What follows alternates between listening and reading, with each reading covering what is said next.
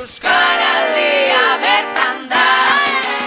Gaur ekin diogu, eta abenduaren 4 arte egingo dugu.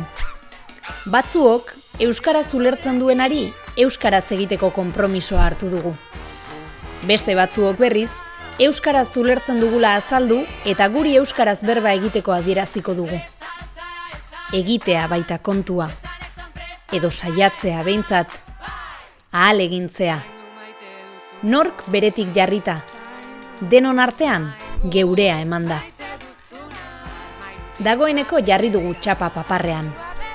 Goizean, lanerako bidea hartu dugunean, edo eskolarakoa, jende gehiagok ere baduela txapa ikusi dugu.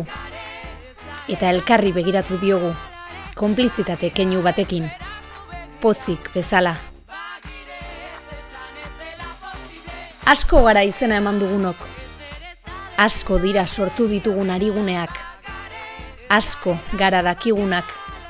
Eta asko gara ulertzen dugunak. Uste duguna baino gehiago. Egitea da kontua. Gehiago egitea. Badakigu ez dela erraza izango. Badakigu, bikotekideari edo gurasoei beti erdaraz egin badiegu, hori aldatzea oso zaila dela, txapa paparrean eraman arren. Badakigu, gure enpresako bulegoan erdara nagusi izan bada orain arte, arigune ikurra jartzea ez dela nahikoa izango. Badakit, urduri jarriko naizela gaztelaniaz egiten diedan bezeroak dendara txaparekin sartzen direnean. Badakit, gure elkarteak izena eman duela euskaraldian, baina gure entrenamenduetan orain arte, gaztelania entzuten dela batez ere. Badakit, badakigu. Horretarako da euskaraldia, egiten dugunaren gainean hausnartzeko. Hizkuntza ohiturak aldatzen laguntzeko. Inertziak apurtzeko.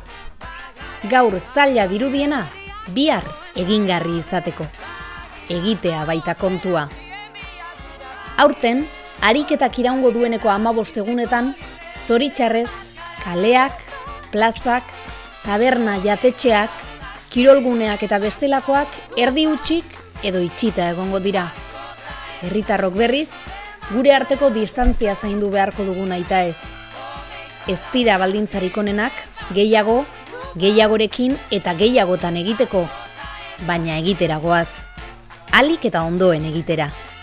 Egitea baita kontua.